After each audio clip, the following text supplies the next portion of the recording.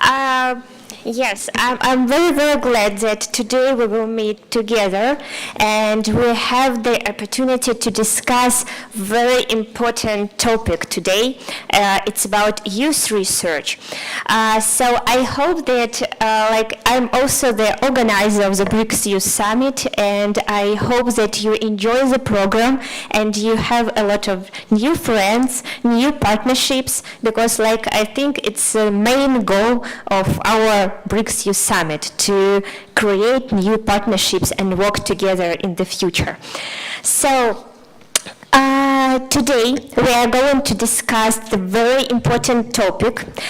It's about youth research and influence to the changes. For me,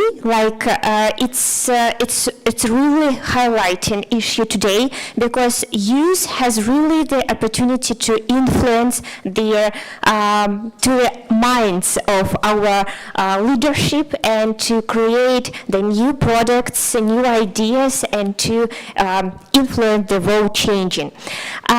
First of all, let me introduce myself. My name is Anastasia. I work for the Federal Agency for Youth Affairs of the Russian Federation, and we closely work with BRICS countries, and today we will have a very bright presentation of our new friends and members. And so let me say a few words about our procedure today. So we have the special format. You can see that we are standing, and I suppose that this format allow us to be more open to each other, to answer a lot of questions, and for sure to exchange the opinions in a more bright way. So our dear speakers will have 5 minutes, I remind you, and please don't forget to turn on microphone when you're going to speak. And dear participants and dear young delegates, you will have the opportunity to ask questions. It will be in the end of our session, after all our brilliant speakers will perform their ideas.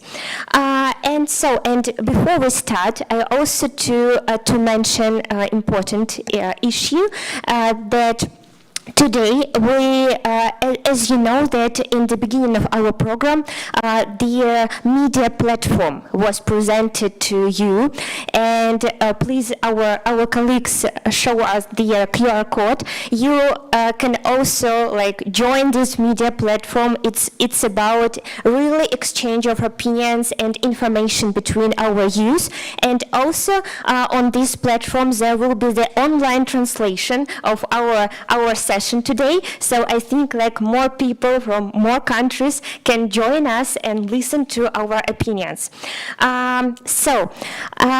Just a few words about our theme. So for me, I work for the Federal Agency for Youth Affairs, and you know that in March we participated and we organized World Youth Festival. I know that a lot of participants in BRICS Youth Summit today were participating in this wonderful event.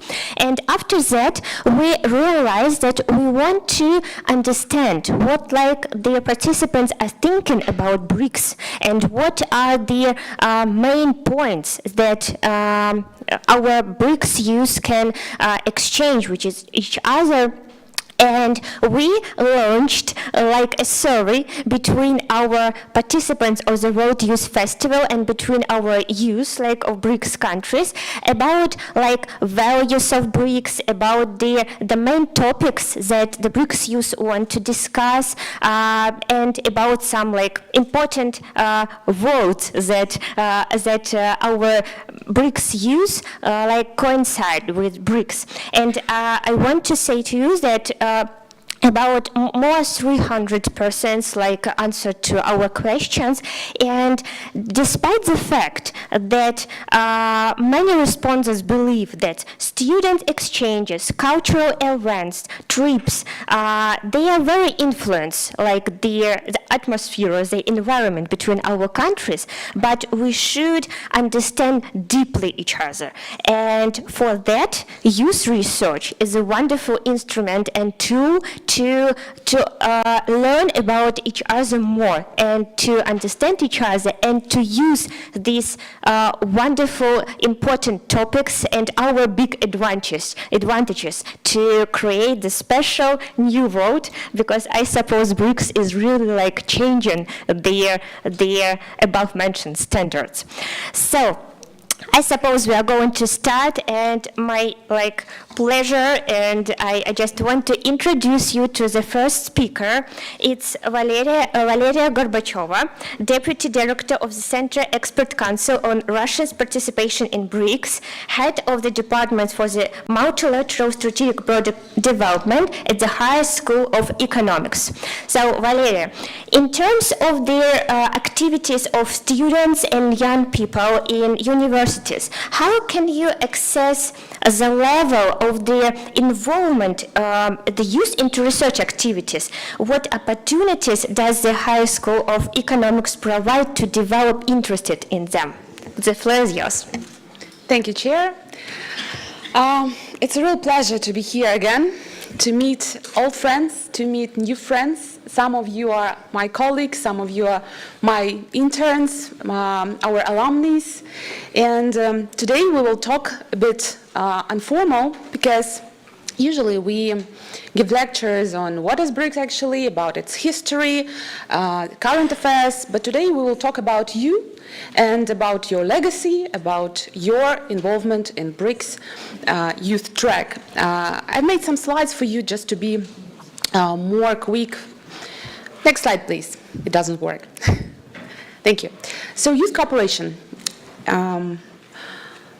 If you remember, Russia started this wonderful tradition to host the BRICS Youth Summit. The first summit was held in Kazan in 2015, and my first proposal, for example, for you guys or for the organizers, how about small research or maybe investigation? Well, what actually do these guys now? Because 10 years ago, it was actually you. Those first comers who participated in the first youth summit, where are they now?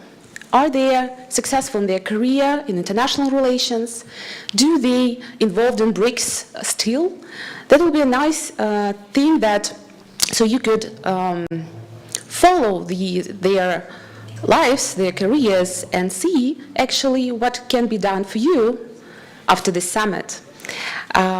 But when we're talking about the first step in BRICS youth cooperation, unfortunately we do not remember the first BRICS International Youth Forum that was held actually as a result of rich Russia-India friendship, and it was held in Delhi in January 2015. So actually, maybe that was the first steps when our colleagues from India, they are here actually, started to build step by step. And then we met each other in Kazan in 2015, and now we're here on the 10th Jubilee Forum Summit. That's wonderful. So just remember how what the longest way already behind us, and what still we have to do as a legacy of this forum. I made a small scheme because yesterday we told about the awareness of BRICS. Still, you miss some piece of information, and it's a common thing that you have no access to information, and thanks to organizers now we have a new instrument, a BRICS Youth Media platform, which will help you to get the most efficient information, the most current information on events, research, and so on and so on. It's extremely important to be like an updated person, because you know we are living in a very fast-changing world, in a turbulent world, and information may be the most powerful tool for you today. You know that there are several levels in the youth track cooperation within BRICS. And of course, the BRICS Youth Summit is a top-level event hosted by the federal agencies on youth affairs, and there are a couple of official levels you may be also involved in. The BRICS Young Parliamentarians Forum also held on an annual basis. And as a part of BRICS Youth Science track, there are annual BRICS Young Scientist Forum and BRICS Young Innovators Prize. And I saw Evgeny today from Skander. I think she should be more active using the opportunities, participating in different BRICS contests, BRICS prizes, because it's a really nice opportunity for you to get grants, to become more acknowledged worldwide, to become a real part of these BRICS youth tracks. Another one format that maybe you are aware of is BRICS Young Diplomats Forum, and it will be also hosted in the early autumn by our Minister of Foreign Affairs. I'm not sure about your Ministers of Foreign Affairs who are engaged in it, but in Russia it's Council of Young Diplomats on the base of Minister of Foreign Affairs, Russia. Of course, there are some more interesting platforms that also was initiated by Russia, but so don't be surprised with the amount of events that are hosted by Russia, because Russia actually initiated the forum, initiated the BRICS Youth Track Cooperation, so that's why we're very active in developing different platforms. That's why Rosmolodezh and BRICS Russia Project Office are so enthusiastic about it, because they are those who are really started this project. They put a soul in it. So please make sure that you have an access to all this information. So you have a lot of opportunities to really. BRICS Youth Council that was recently developed is one more opportunity to be engaged in BRICS. And of course, I would like to talk about energy, because energy is one of the priorities for Russia.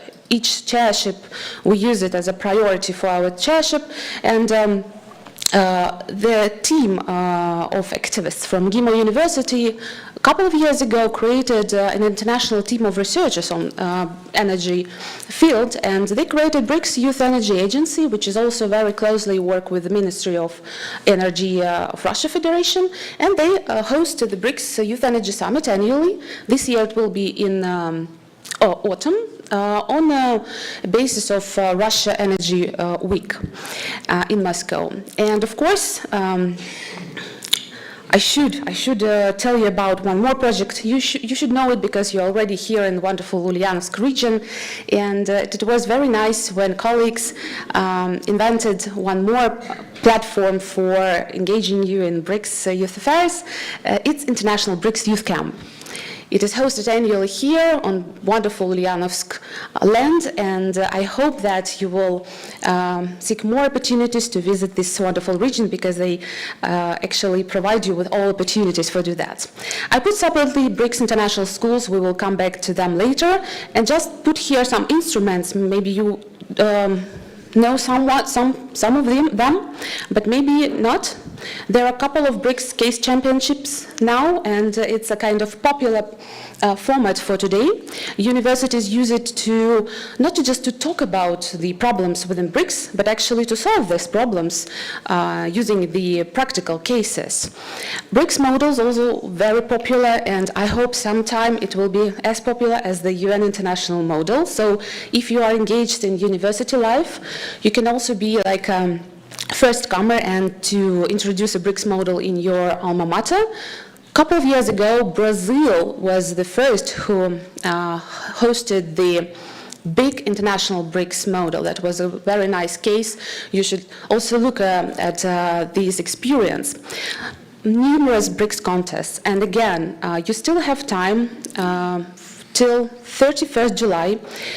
There is an application process for BRICS Solution Awards. And for those who are interested in technologies, especially By the way, biotech is still there, so Evgeny, are you here? You should try to put your projects in this context because they provide not only grants but a lot of opportunities for you for your development. I'm sorry, Valeria, just Oh. 1 minute, Yeah. please. Then I will run very quickly because I can talk continuously and of course there are some couple of more instruments, but let's talk about the most important thing. Is it actually the legacy? Not working. Next slide. Next slide. We'll be very quick. You have still some opportunities to apply for very rich educational projects. And for now, there are 3 annual international schools. So please, you can take this presentation. I'm okay with that. Use opportunities. And yesterday, we also talked about kind of educational projects for the youngsters, from those who are up to 18 years. They're also a case, so please study it. Russia Federation is already trying to engage schools in the BRICS international agenda. Next slide, please. This is the application process for our school in October. Don't take much time because there are more 2 very important slides. Next, please. Next, story of success. Look at these guys, especially from India and from South Africa. It was 2016. Next slide, please. Can you see Akhil here? He started to engage in BRICS in 2015, so I know him for 10 years. And now we're very good friends, and he is very successful. He opened his own NGO promoting international youth cooperation. He's working with the Ulyanovsk region with BRICS Russia Project Office, and a couple of years ago I was honored to be a guest on his wedding. That is why I'm talking here today from a personal perspective, because we're actually a big BRICS family, and this is the kind of case for you how it works. Next slide, please. Another guy, maybe you know him, because actually Raymond is also working with us for many years. He also created a South Africa BRICS Youth Association when he came back, and he's also now a very active and successful young leader in South Africa. So please, if you are interested in international affairs in BRICS, you can use this context. He's also a good member of BRICS family for a decade. Next slide, please. So yesterday, Diana asked me, so maybe we can talk about the legacy of the summit. What we can do, how we can preserve the results of this event. That's the question for you. What will be your legacy? What projects you can build here or later, develop contacts, develop your own destiny, your career. How successful you will be after the summit, what you can get from it. This is the question for you. There are numerous cases how you can build the base of ideas, like a bank of ideas on the website, using the media platform, and so on and so on. But you should decide how you would use this opportunity after the summit. Thank you very much. Yes, a lot of applause. Thank you a lot, Valeria. I want to highlight some things.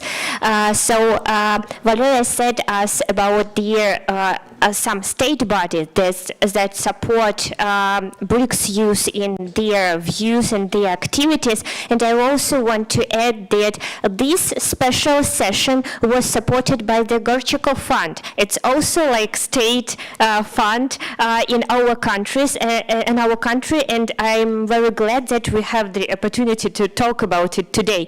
And I also want to say to you a few words about BRICS International School, because it's like my first event that I participated, thanks to Valeria. Yes, thank you very much again for this opportunity, because it was my first step into the BRICS world, and I think it was like the decisive way how just I view my way today. And BRICS International School, it's like a really great event, so I advise you to participate. Thank you, Valeria, again.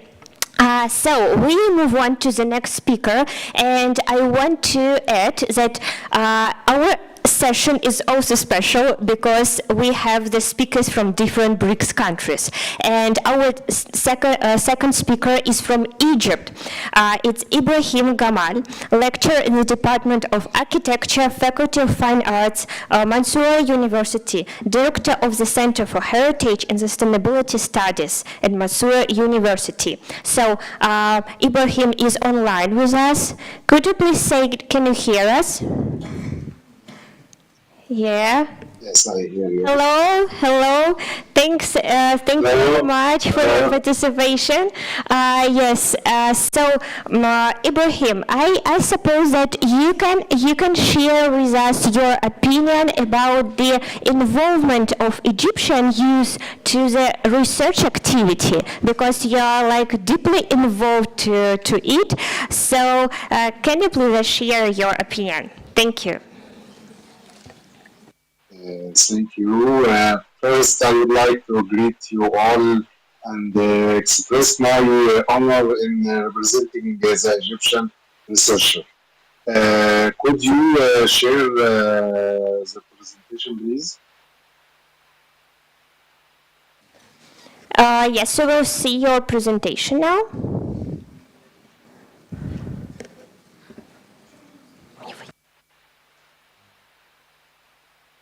Yes, you can start. We can see your presentation, okay? Okay. First, I will discuss engaging youth in research initiative to foster a dynamic environment for growth and progress, especially in Egypt. And comprehensive overview of the status of young scientists and their contributions to Vision 2030. Next slide. We can go to slide 3, educational background and training.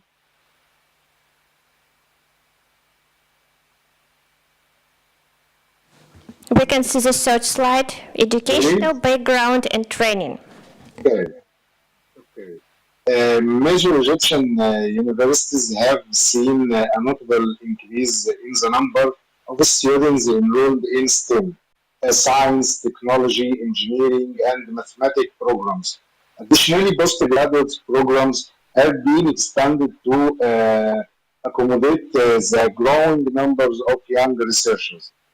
STEM enrollment rose by 18% between 2019 and 2024, and over 12,000 students are currently pursuing.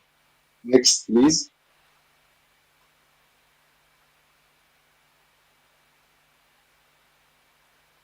Applications as a research output, young scientists' efforts have resulted in a sustained post-research output with a notable growth in publications in high-impact journals. And the number of scientific articles published by Egyptian academics increased by 22% between 2019 and 2024, with scholars under the age of 35 accounting for about 40% of these contributions. Next, please.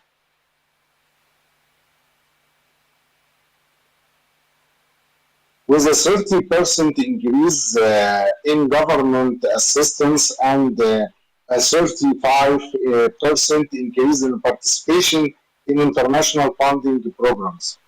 The Ministry of Higher Education and Scientific Research has greatly increased financing and grants for young scientists since 2020. Next slide, please. Youth creativity and involvement are being greatly stimulated by national programs in Egypt, like EKB, the Egyptian Knowledge Bank, which has over 2.5 million registrations, and many of which are young researchers. And national researchers consist, which in Egyptian Science Week in 2023 involved over 600 young researchers. Next, please.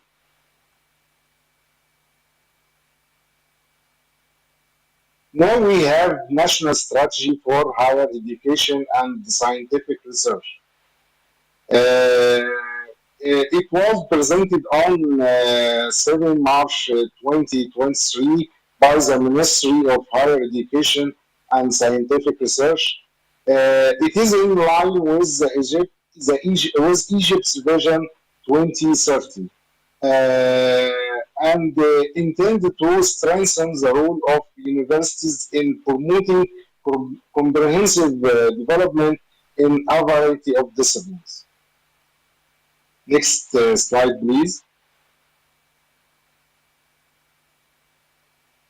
The vision and the framework of this strategy it aligned with Egypt's Vision 2030 by shifting from traditional educational paradigms to fourth generation university, focusing on innovation, entrepreneurship, and market relevance to achieve economic growth and sustainable development objectives. Next, please.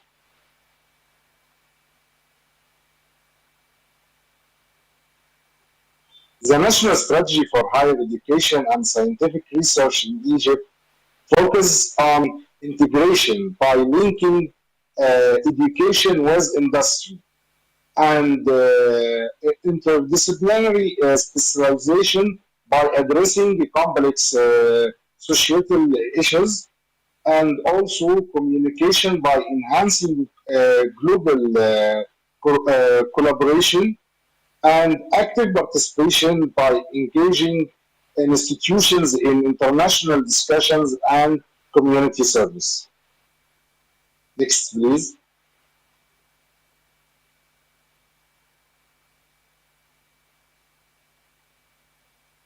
In strategy principles, also sustainability by optimizing resources and reducing waste, and international references seeking a global recognition for Egyptian university, and entrepreneurship and innovation by promoting the innovation through supported policies and resources.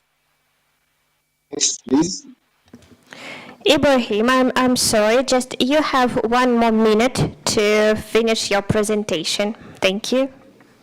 This is my last slide. I want to tell you about the challenges faced by young scientists in Egypt.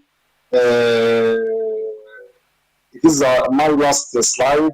Despite increased support, young scientists still face significant challenges, with 65% citing funding and 50% struggling with access to advanced research facilities.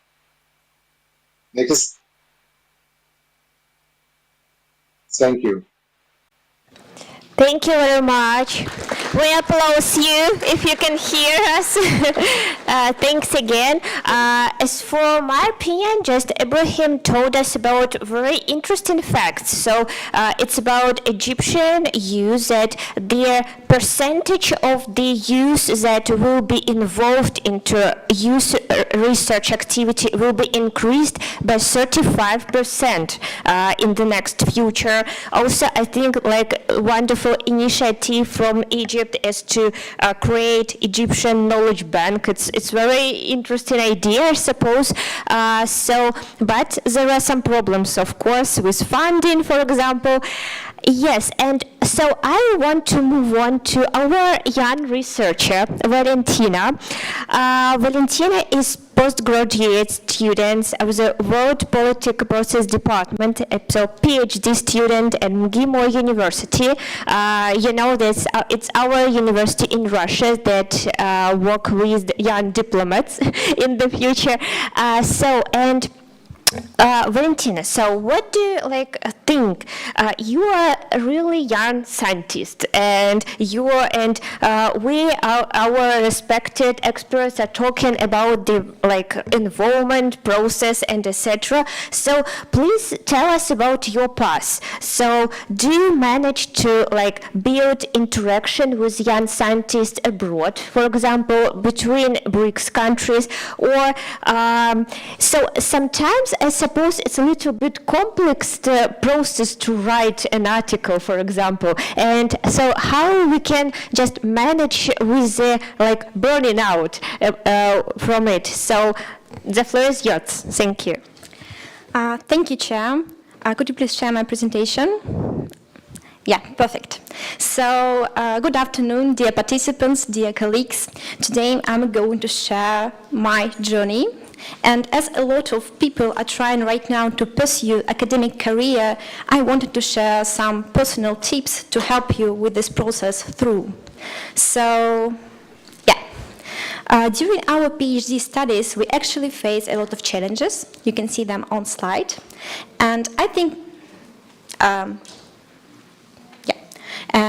that the two most important aspects of our academic career are articles and academic recognition.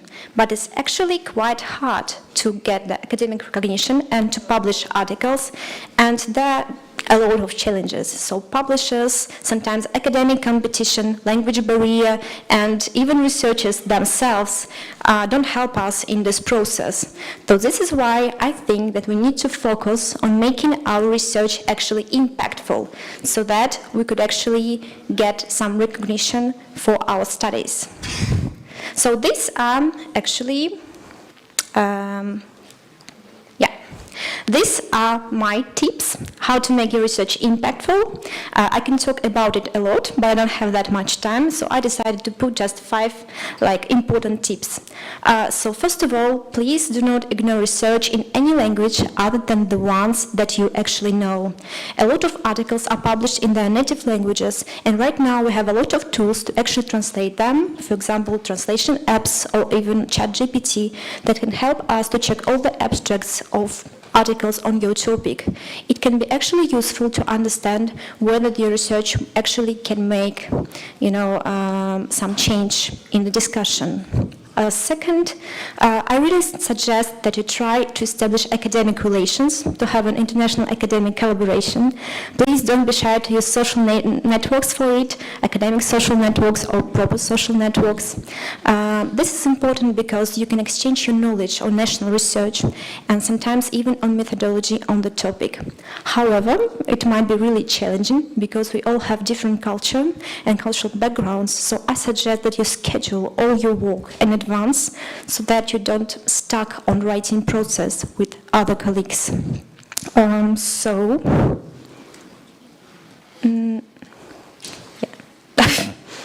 Somehow it moves a bit weird.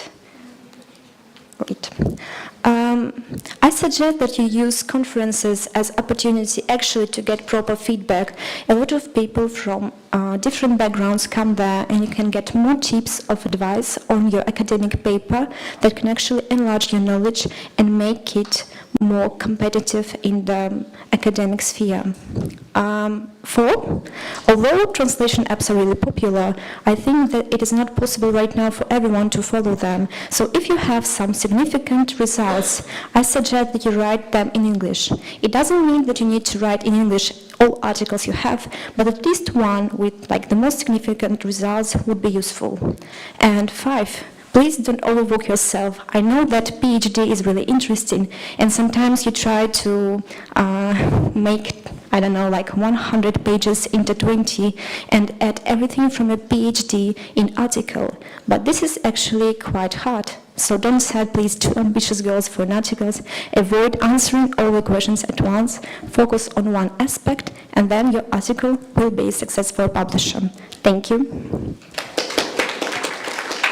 Thank you, Valentina. Just for me, it's I hope that I will use your tips in my research activity because it's really, really useful. And so now you know how to make your research activity more impactful. So thank you very much again. We move on to the next speaker. It will be from South Africa, Arina Murisan, Senior Researcher, Institute for Global Dialogue, associated with UNISA, Pretoria. So Arina is online with us. Arina, do you hear us? I can hear you. Oh, great. So thanks that for your participation. And for me, it's we have already heard about the Egyptian experience, about Russian experience and research activity. And it's very interesting how do you see there are a lot of BRICS related studies between youth, or it's now it's still the question. And still it's a unique research to deal with BRICS issues. So what do you think? Thank you so much, and thank you for the invitation, and of course to the organizers for putting together such a comprehensive program. So first of all, I'm very struck by all of the opportunities made available to Russian youth, and this goes for the youth of other BRICS countries too, and I think these can be used as models that should be shared. And the questions that you shared, I'm going to answer those questions by walking you through the South African environment. If we can just go to the next slide. That should be the title of the talk, Locating the Role of the Youth in South Africa's Research and Development Environment. Next slide, please. And so for South Africa, the major question is how institutions, your institutions like your academic institutions, even your government institutions, are still facing the challenge to adapt to what the future is going to look like and to ready the workforce that is responsive to the pressures and these needs of the future. And so who is the youth in South Africa? And this is quite an expansive definition, and this is defined by the National Youth Commission Act, 15 to 34 years. For many, that's an adult, and the age is a little older than other countries. And I'll share a little bit why. And so the history of apartheid is incredibly important that we keep referring to, because it's important to rectify injustices. And those injustices continue to impact South Africans through structural inequality that it has created. And it's not just about giving someone the legal opportunity. It's about rectifying the socioeconomic challenges that have come afterwards. And so I'm going to speak a little bit fast, I'm sorry for that, but these challenges still exist. So even though one is given access to school, for example, all races have access to public schools, not everyone's parents are equipped to help their children get to school, number one, or to help children with homework, or to provide that kind of support structure as well that you would actually associate with your school growing needs. Now, this is not the blanket statement that every single youth is facing this, and there is also immense privilege where children and adolescents do not encounter this. This is not necessarily the case broadly. But what I wanted to show is that the South African youth, like many others in the global south, have the potential to overcome this kind of adversity because there is knowledge about these dynamics, and that really informs their interest in the socioeconomic issues of South Africa and also the politics that govern this. And South Africans, when they encounter BRICS, it's usually in the political sphere, in the political relationships. And referring to the earlier challenge, this conversation starts to center on research and development, that kind of environment. Next slide, please. So who manages this? And this is really a nexus between your research, which is your Department of Higher Education and Training, your development, which is science and innovation, how does it feed into that agenda? And then lastly, labor trends, and also to some extent I haven't included it here under economic benefit, your Department of Trade, Industry and Competition. And so you have this broader environment where the young person needs to be able to locate themselves. If they're able to do this, now that is the next challenge, that is the next step. Next slide, please. This slide should be education to research. And what I wanted to show by this is just really explain where the youth is really concentrated in their interests. So you see quite an even spread in terms of what your science, engineering, and technology looks like. It's maintained gradually over the last 10 years from 2011 to 2021. Sorry for referring to older statistics, but ironically, it takes a long time for government departments to publish these statistics as well. And so these statistics were published in 2023, actually. And then to go on to the next one, business and management, also a good chunk there, and then other humanities and education. Now, when you refer to BRICS studies, they tend to fall into your humanities. That is the kind of interest. And usually when you get to a research point, that is where you start to get to your postgraduate fourth year degree, in the other table, the level of education, and then your master's and doctoral level. So that is where research feeding to development actually feeds in. And although students are conscientized at an earlier age, at undergraduate level, about what is BRICS, how does it feed into the agenda, specifically on a political side, specifically on a humanities side, it actually doesn't permeate to your science, engineering, and technology, business and management to a slight degree, because business is such a fluid international concept. So it's still very, very inward looking. If we can go to the next slide, please. If we look to research to development, now, I wanted to focus a little bit more about where are the interests specifically in advancing South Africa's research and development agenda in relation to innovation. And so you see software is one of them, the health science is another, environment related is another one, especially with the just economic and just energy transition coming in. New materials is one, and space science is one as well. And here, you start to see that there is less emphasis on the potential of how many students are able to contribute to this. And so there is an opportunity to grow this area of expertise. If we can go to the next slide, please. What I wanted to show in terms of research to development, research to employment, in continuing this discussion, is to show, okay, we know how many students are going into their master's level. We know that it's important to study further, to further your career. That is the justification for it. But how many are really employed in these various sectors? And so specifically in development, specifically in learning more about BRICS, or rather expanding this kind of R&D agenda. And here you just see a brief overview of where your master's, honors, bachelor's, your doctoral research is also kind of spread out by, and how they contribute to the R&D environment. If we can go to the next slide, please. Rina, I'm sorry, I have one more minute to finish your presentation. No problem at all. So if I can quickly speed through economic benefit, of course, this is the justification we're trying to get through in terms of your expectations to engaging your South Africa's research and development environment, and coming to the understanding of how much youth is employed, because that is what the youth is looking for. The youth is looking for sustainable employment and meaningful employment after their studies. So how does BRICS, or how does the BRICS environment help to play a role in that? In South Africa, you have an environment where the youth comes from a very precarious position, and they continue to stay in this context.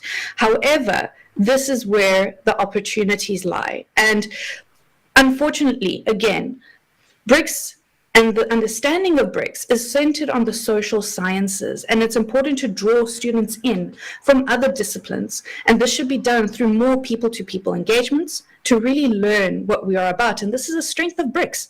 But it's also important to organize visits and shorter exchanges for the youth, because the scholarships are too much or too long kind of commitment for a student to really know where their life is going. So it's important to have this kind of introduction. I think you have a fantastic environment, and I look forward to following the discussion more and seeing how these youth ambassadors from the BRICS countries can really take this forward. Thank you for your time. Thank you. A lot of applause to you. Thanks a lot.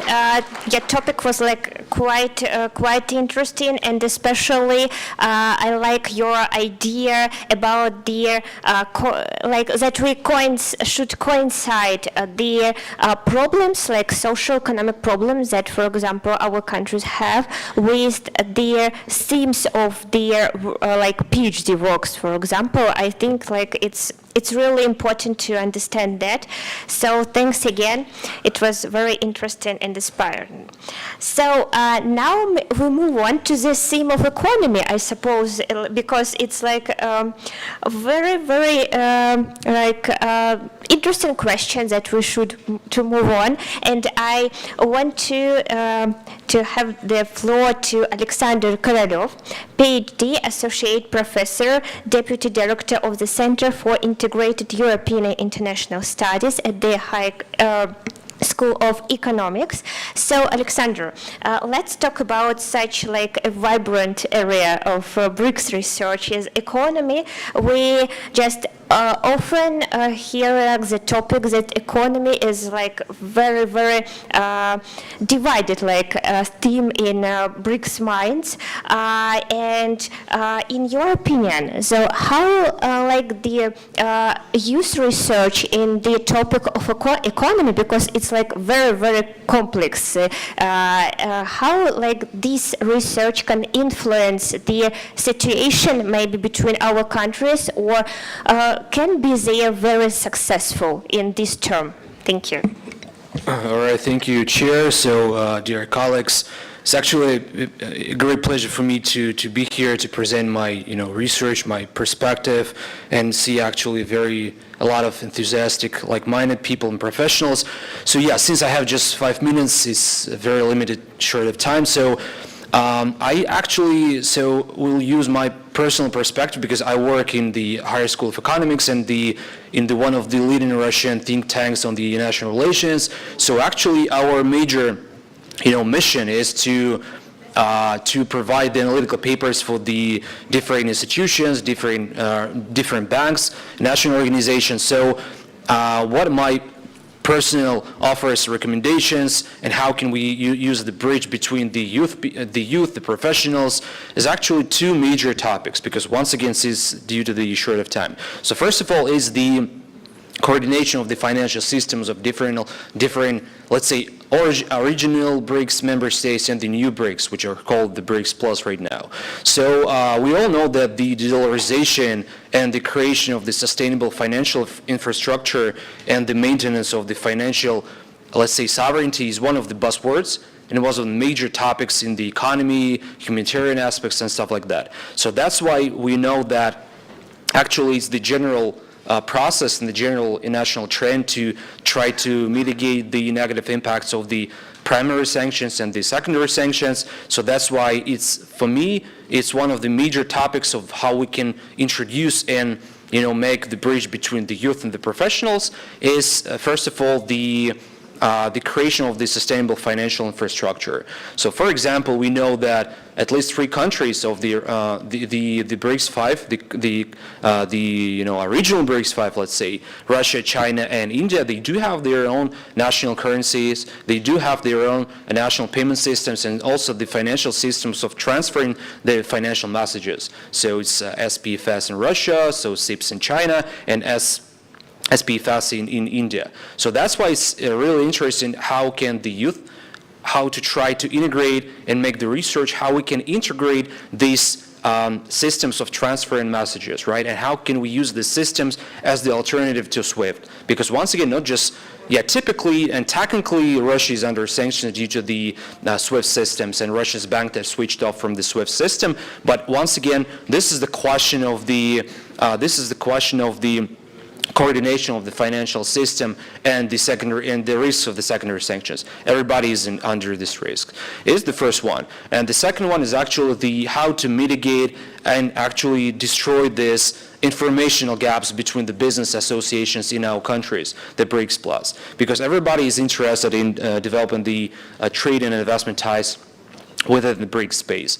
But one of the major problems is still the informational gap, because still, especially the newcomers in BRICS, they don't have enough information about the business communities, how the business is being developed, how actually the tariff, the non-tariff systems, the free trade agreements are being developed, signed and ratified. So that's why, once again, it's one of the major prosperous topics within the economics field of the BRICS, plus is the coordination of the information systems, the business developments. For example, in Russia, we have several national economic forums. For example, the St. Petersburg Economic Forum, Vladivostok, it's Eastern Economic Forum in Vladivostok and the Russian Far East. And there is some kind of business dialogues, for example, the Eurasian Economic Union and ASEAN. But there is no business dialogue, for example, the BRICS, where different countries, all the member states of BRICS and newcomers can bring together their intellectual potentials and discuss the major points, the things, for example, the green agenda, the ESG technologies, the IT, the artificial intelligence. So these are the major topics which can be discussed within these platforms. And of course, the last one, but definitely not the least one, is the coordination between the development banks. And here, it's not just the BRICS can be the major topic, but also the more, greater potential and greater agenda, for example, the Greater Eurasian Partnership. In which way? So, for example, we can put the Eurasian Economic Union, because it has the Eurasian Development Bank as the major bank which potential can be this guarantor for the financial sovereignty of the Eurasian space, Eurasian landmass. That's why the countries should be eager to develop these ties between the development banks, the new development bank in BRICS, the coming up development bank in the Shanghai Cooperation Organization as well, and the Eurasian Economic Union. And this link between Eurasian Economic Union, the BRICS, and the Shanghai Cooperation Organization can be a new platform, dialogue platform, economic platform, with no political agenda, or at least the minimum political agenda in terms of the economic field, to develop all these topics which I represented. Thank you very much. Yeah. Thank you, Alexander, because especially for me, the topic of economy is also quite difficult, because even you understand the problems, but you can't find the solution to them sometimes. And I think that you highlighted very important issues that really, if we unite BRICS minds and concentrate them on their problem and topics that we have, we for sure can find the most effective and impactful solution. And I really like your idea about the ties between development banks, because I really believe in the new development bank. I suppose it's quite bright infrastructure bank, and yes, we know that they support infrastructure projects, but I suppose that our leaders can consider the issue to support a research activity on BRICS infrastructure items. So thanks a lot. I think that we have a lot of food for thought for our young participants, and we should move on. And we move on to our honorable speaker from Iran, Mohammad Reza Pakbaz, researcher and expert in the field of youth research and tourism, executive secretary of the simultaneous meeting of the BRICS Summit in Iran, advisor to international forums of the Ministry of Economic Affairs and Finance, and secretary for Iran Simultaneous Club. So, Mohammed, we are very, very glad to see you here. Thank you for your participation. And so the question for you is we are talking about different types of research. And what, to your opinion, what problems young scientists face and what's is relevant to study now? And do you really believe that young research can influence the changes in our world today? Thank you. Thank you very much. Hello, everyone. It's fantastic to be here with you all. Today, we are together to talk about how young leaders and young scientists can influence change, especially within the BRICS framework. BRICS, as you know, stands for that countries with vibrant young population and full of potential. Let's start why youth research is so important. Young people have a fresh idea and unique perspective that can drive real change. We are not just the future, we are also the present. And our voice matters now. In the BRICS nation, the youth make up a huge part of population. By understanding our needs, our dreams, our challenge, through research, we can create a better world for everyone.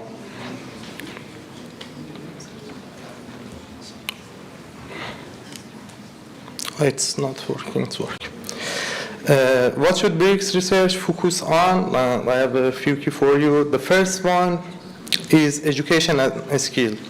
We need to look into how we can improve our education system to prepare us for the future. This means not traditional schooling, also vocational training, digital skills, and entrepreneurship. The second one is jobs and economic opportunities. Research should explore a new way to create jobs, support startups, and integrate us into the formal economy. And the last thing is social and political participation.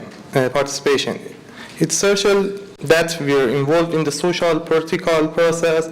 Research can help identify what stops us from participating and how we can become more active citizens and leaders. So what can we achieve with youth research? By focus on these areas, youth research can lead to amazing outcomes.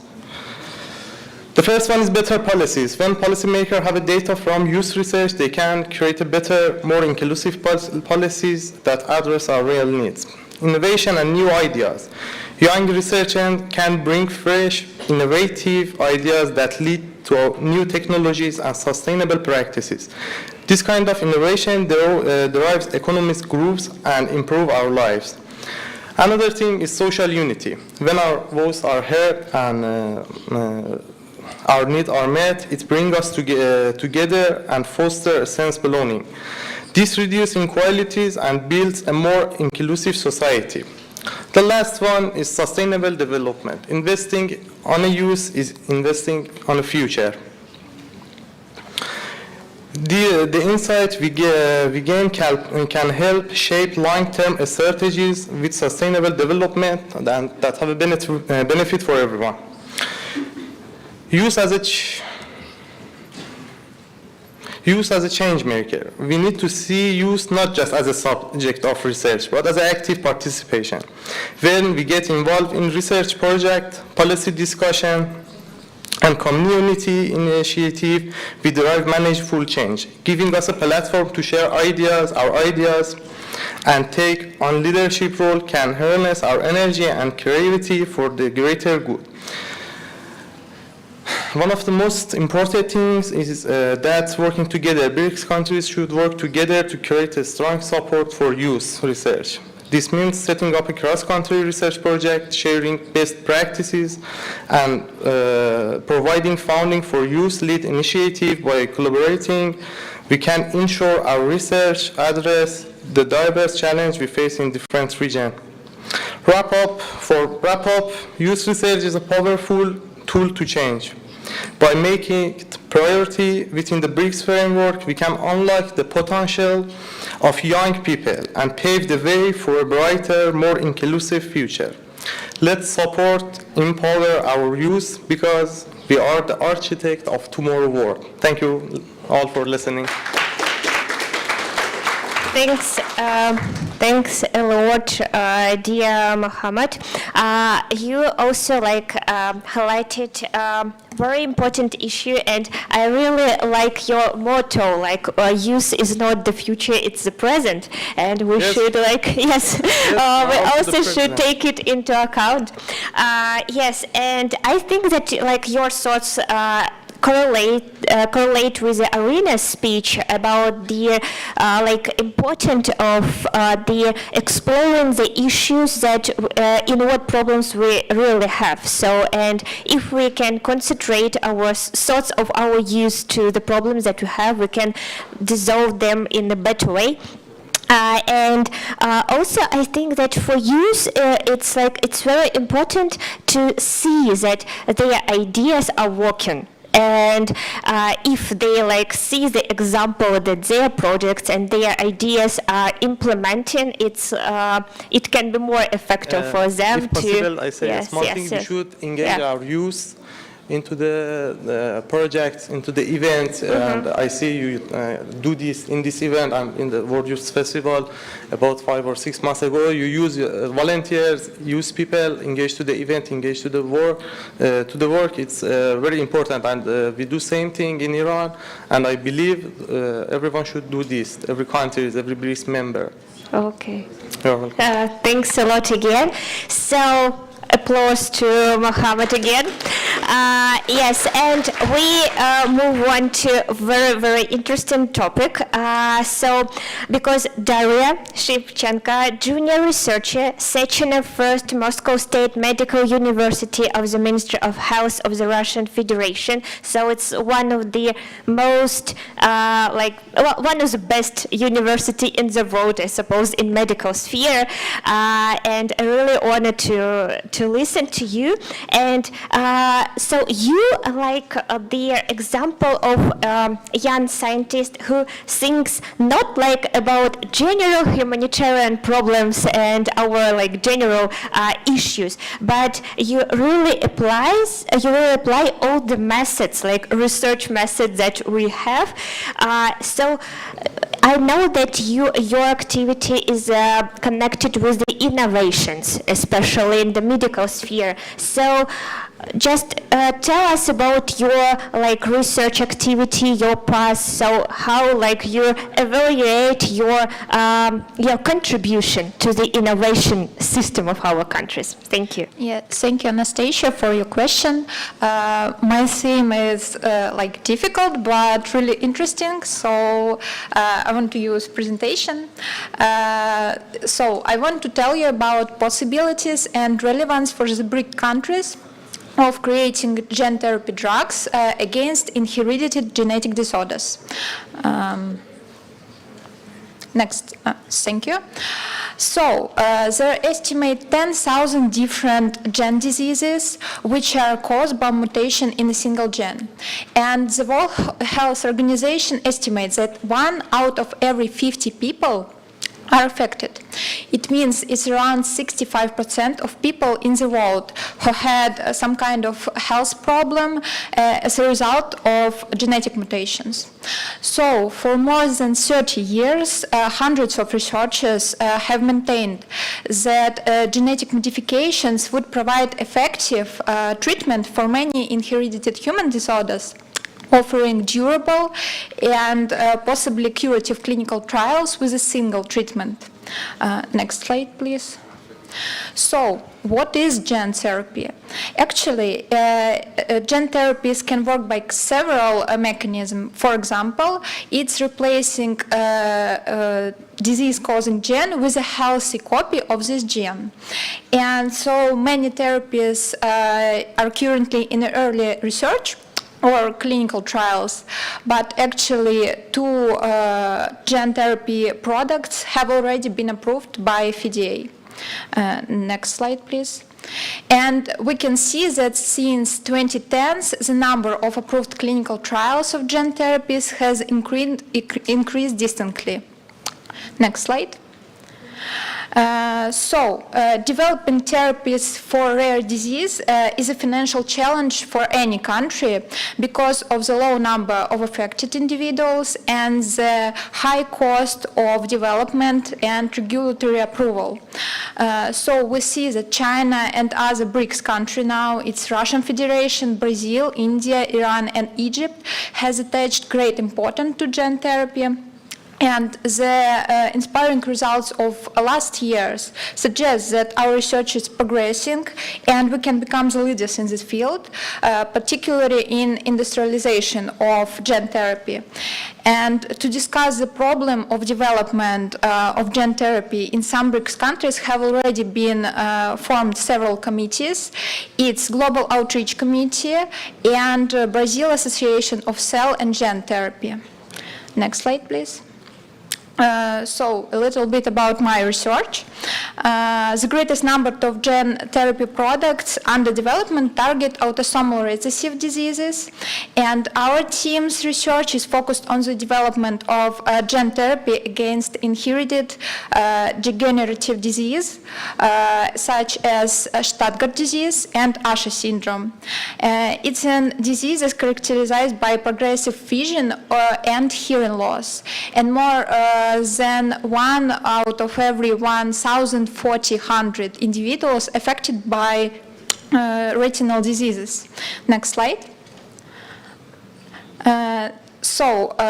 These diseases significantly impair the quality of life. We can see that patients with Stargardt diseases lose central vision, and patients with Usher syndrome lose peripheral vision. Next slide. Our team is developing an approach to obtain gene therapy drugs using packaging of mini copies of gene of interest in adeno-associated viruses. The using of AAV has several advantages as safety, it have a low immunogenic profile and infectivity. And we have already modeled and obtained 2 mini versions of gene responsible for Stargardt disease. It's mini ABCA4 and mini USH2A. Next slide, please. And AAV are most commonly used for gene therapy of neurological, neuromuscular, and inherited retinal disorders. 13 AAV-based therapy in R&D portfolio, it has already developed in China and Russia, and now also India actively participating in these studies. Gene therapy holds promise for many life-limiting diseases in BRICS countries, and just as improvements in efficacy, safety, and cost for gene therapies requires investment, so do efforts to foster communication, education, and collaboration if we are to improve global access to these novel therapies. Next slide, please. I want to say thank you for help and funding to Retina Fund and Look to See funding, and also to Academic Leadership Program Priority 2030. Yeah, thank you for your attention. Thank you, Daria. I just when you were speaking, I just thinking about it's so cool that we have the opportunity to explore a lot of things in our BRICS dimension. So we have innovations, we have science, we have the problems with the money in our countries. So and thank you for your job, and I think that the health issues and the innovation issues are really, really important for all BRICS countries, and your research is very useful for our future. Thank you very much. And as far as I mentioned, we covered today a lot of spheres on our research work, and I want to move on to the last but not the least speaker of our session. It's Natalia Aksionova, Executive Director of the Center for Humanitarian and Educational Projects, Head of the Directorate of Development, Marketing and PR of the Creative Industries Foundation of the Ulyanovsk region, one of the organizers of the BRICS Youth Summit. So Natalia will tell us about the culture, and we know that BRICS unites especially traditions and cultures of our countries. So please, Natalia, the floor is yours. Thank you. Yes, cultural traditions of the BRICS countries as an object of research, of study. According to data from All Russian Center for the Study of Public Opinion, young people, today aged between 18 and 24 years, support the position that society is moving away from its native culture. It's about 73%. 1/3 of Russians believe that we are forgetting our own culture.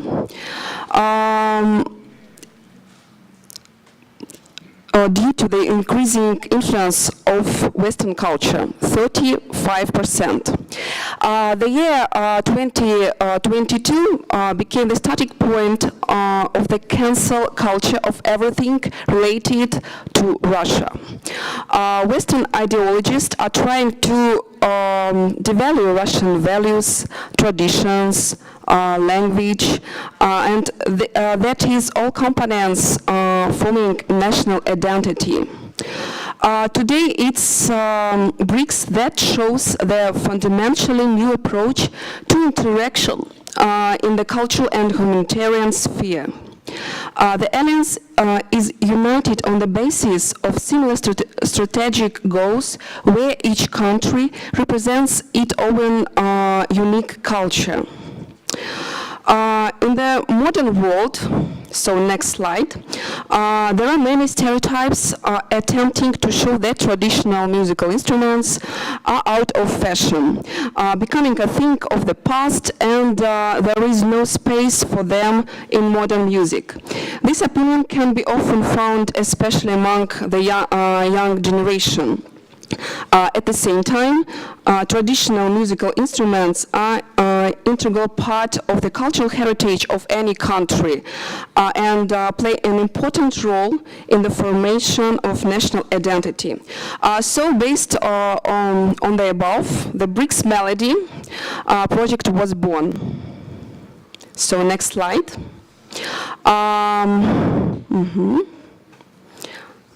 Next slide.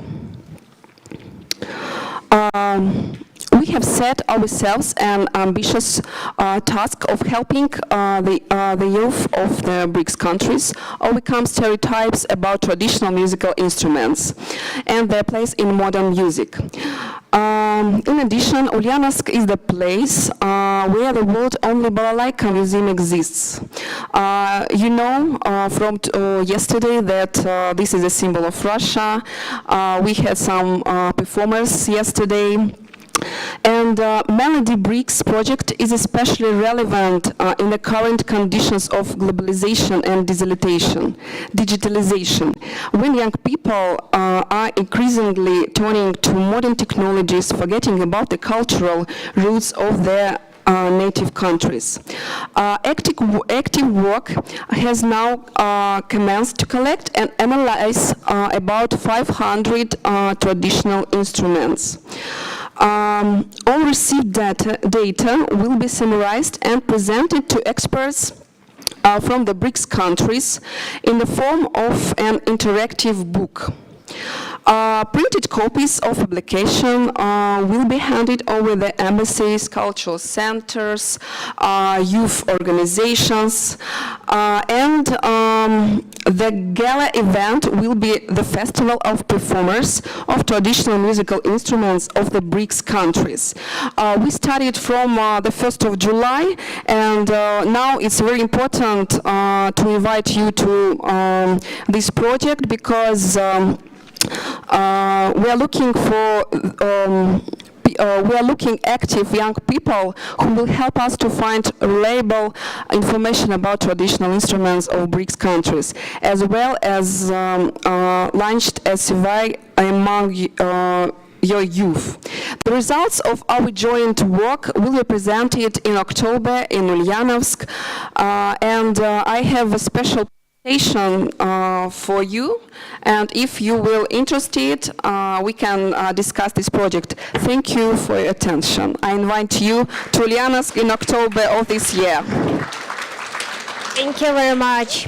Thank you, our honorable speakers. I suppose that now our young delegates have a lot of food for thought, and they understand to what projects they can be involved and what spheres of youth research activity can be involved. So it's not very terrible. It's cool to be the researcher. So I call you to be on this stage. So you have the opportunity to ask questions. I suppose we will have 3 questions from the audience. So please raise your hand, and our volunteers will give you the microphone to ask your question to our speakers. Yes, Madish, the floor is yours. Oh, yeah. I don't require mic if I'm audible. Oh, okay. 2 questions I have. No, 1 question and 1 support. The first question goes here. I was very keen on knowing about the gene therapy. Is it okay to give gene therapy someone before any particular age, or there is no age bar? And second one was a support, not a question to Natalia. We, India, support you in BRICS Melody. You have our full support because music knows no borders. As we know, Jimmy Jimmy is already popular in Russia. So you have our full support from India. Thank you. Thanks a lot, Madish. So Daria, the first. Thank you for your question. Actually, how I was saying, there is 2 gene therapy drugs has already been approved, and now it used with children's. But we hope that our research lead us to there is no age barrier for any gene drugs, but now its influence on youth organism, and now we can help children's, but we hope for the best. Great. Thanks a lot. Natalia, you want to answer something to Madish? I'm very happy that India will join our project, but I hope that not only India. And after this discussion panel, we will discuss with other participants. But I really know that in India more than 1,000 of instruments, and it will be very difficult to study everyone. We hope so. We can write your words now. I will remember about it. So great. Thanks a lot. Are there any questions? Yeah, please.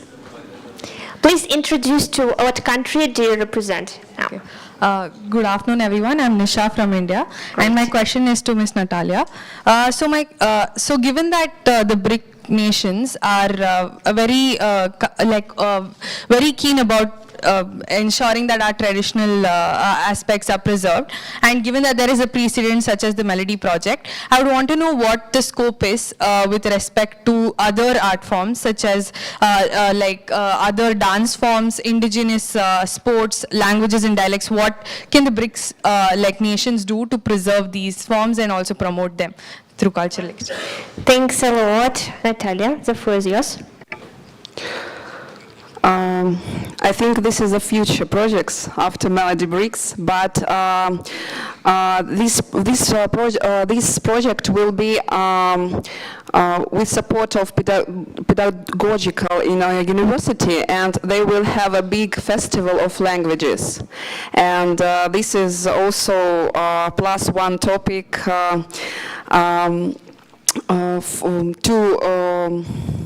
to join. And next, I think if you have your own initiative, we can discuss, and this is support of Presidential Fund of Cultural Initiative. We can write a new grant with you, and this is a very good future for us.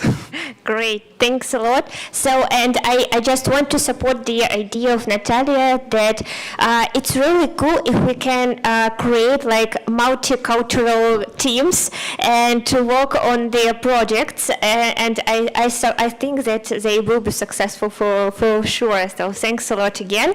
So are there any questions? Yes, please.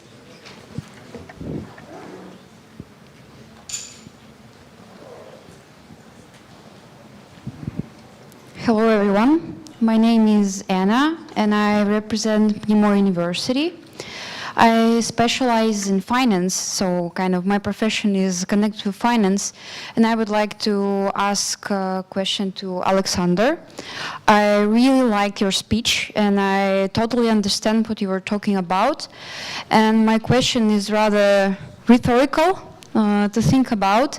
There are many representatives of many BRICS Plus countries here, and most of the people here specialize in international relations, in some kind of international cooperation, and like to talk about education, humanitarian sciences and stuff, like medicine or even volunteering. But finance, I specialize in economics, and I would really like to contribute to BRICS youth development, and all of the economic stuff we're discussing is usually very much large scale.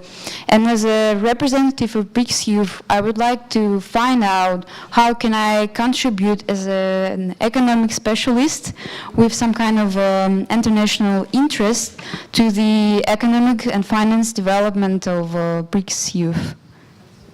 Thank you very much, Alexander. Thank you. Yeah, if this is a rhetorical question, should I answer this question or not?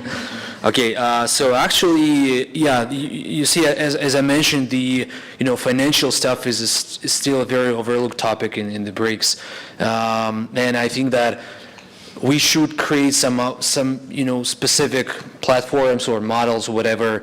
So, for example, just give you, I think, so we're in Higher School of Economics, we're developing the Eurasian Economic Union Forum. Right. So, and also we try to stick and dive deep into those topics which are not really, on the buzz of today. So it's more like green technologies, because Eurasian Economic Union is not about the green technologies. It's also about the financial sovereignty and stuff. So maybe in Pnimo University, with Higher School of Economics, with some other universities, not just in Russia, but in all the BRICS countries, we can develop some new platform where the BRICS youth finance or the BRICS youth logistics, transportation, infrastructure, development banks and stuff will be only the major topic of discussion. And I think this will be, huge start for the, launching a relatively new dimension of the BRICS.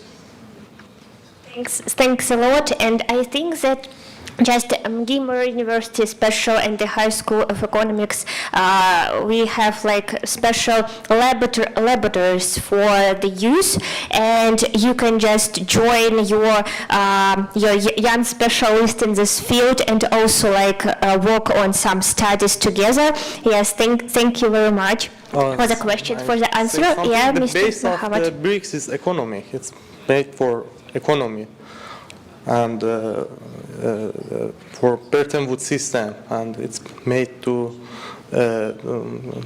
exchange economy between BRICS countries. I mentioned this. Yeah, for sure. Thanks a lot. So one more question, I suppose we can ask. Are there any? Yeah, please.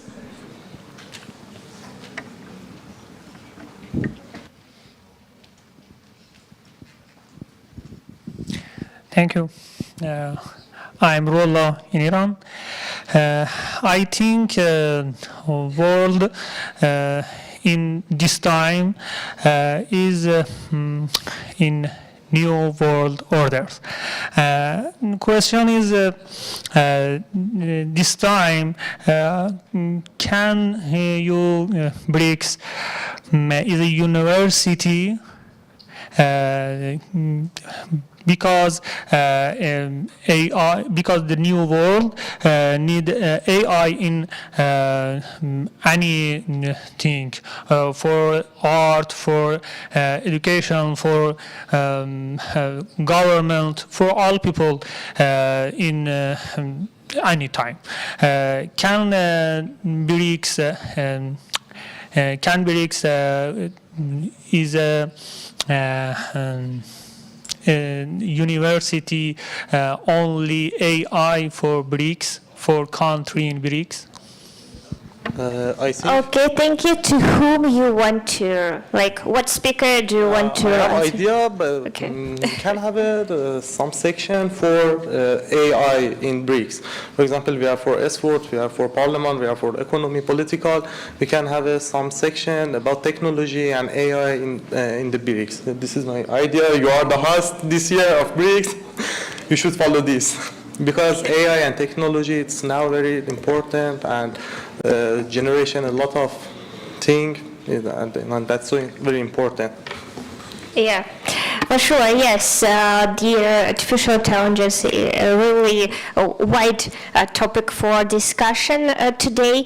So thanks a lot again. Our dear experts, maybe you have some thoughts that you want to share, or some, like, to add something at the end to our discussion. Please, Valeria. Thank you.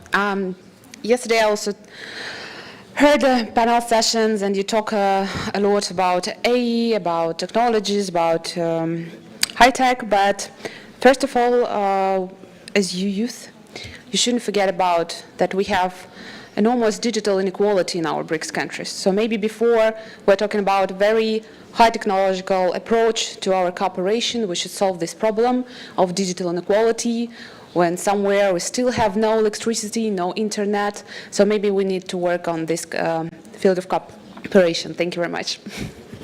Thanks a lot. So applause to you, young delegates, and to our honorable speakers. Yes, I think that our session was very interesting and inspiring for all dear participants. So thank you very much. And I hope that you already now you know what are you writing, what about your writing will be, and you will involve to youth research more actively. Thank you very much. Thank you, Anastasia. Yeah.